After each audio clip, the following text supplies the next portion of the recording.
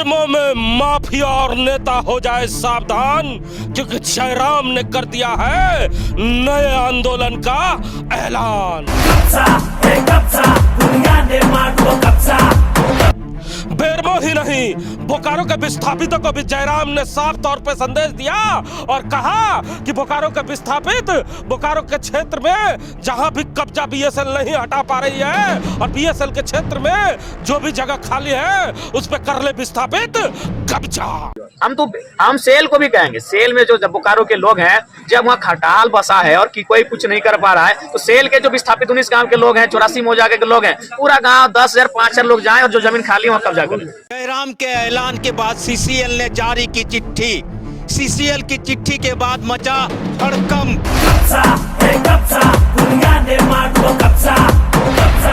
CCL के द्वारा चिट्ठी निकाले जाने के बाद नेता और माफियाओं में सीसीएल के बुलडोजर का इंतजार हो रहा है, तो वहीं सीसीएल अधिकारियों को जयराम महतो के अगले कदम का भय भी सता रहा है।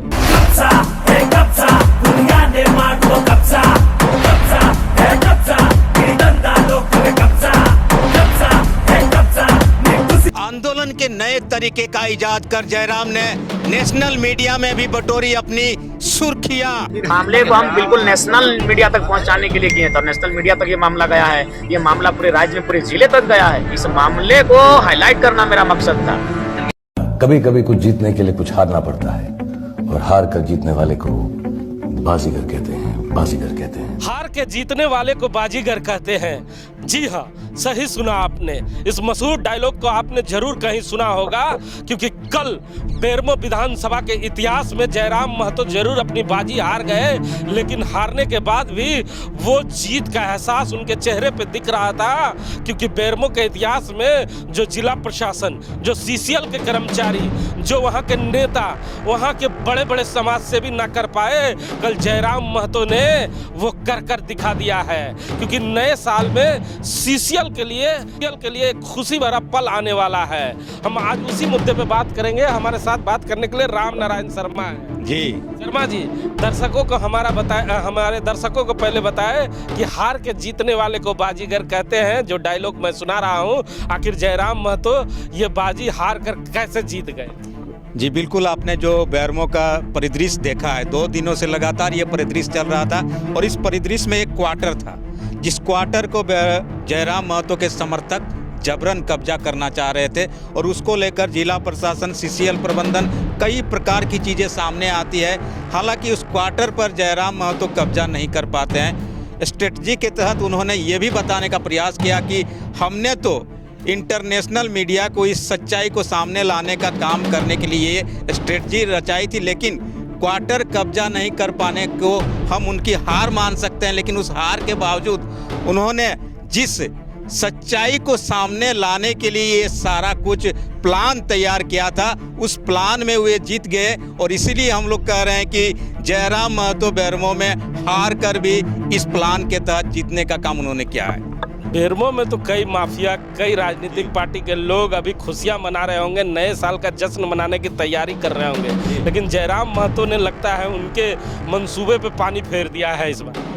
जी बिल्कुल, कुछ ऐसा ही नज़र आ रहा है कि उन लोगों को ये लगा नहीं होगा कि इस तरह का कोई प्लान या प्रोग्राम बेरमो की धरती में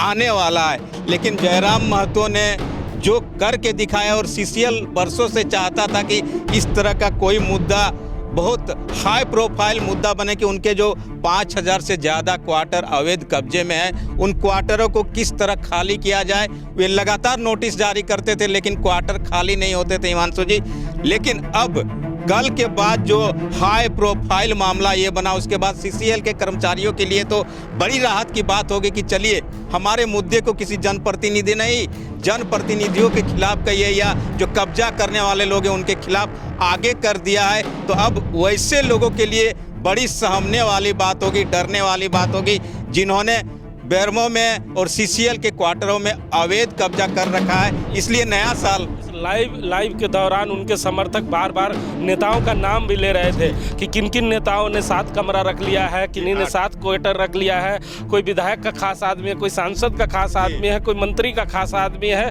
कोई समाज सेवी है। मतलब ये वो लोग हैं जो समाज में ये कहते हैं कि हम समाज सेवी हैं, समाज के उत्थान के लिए हम आगे आए हैं, हम आपका जनप्रतिनिधि हैं, कानून का हम पालन करते हैं जी। तो ये जो जनप्रतिनिधि हैं जो समाज चलाते हैं, उन्होंने तो पहले ही नियम तोड़ दिया और पहले ही कब्जा कर लिया। जी बिल्कुल वही चीज़ मैं बता रहा हूँ कि उन्होंने लोगों के सामने बताते कुछ है, लेकिन अब सच्चाई सामने आ रही है, क्योंकि जो पीछे की आवाज़ें आप सुन रहे हैं उनमें साफ साफ बताया जा रहा है कि किस अधिकार से इनको ये क्वार्टर मिला, किस अधिकार से उनको ये क्वार्टर सीसीएल ने दिया और कैसे कौन सी शर्त के तहत इन्हें ये क्वार्टर दिए जाते हैं। एक आदमी दबंग किस्म का आता है, उन्हें आप डर से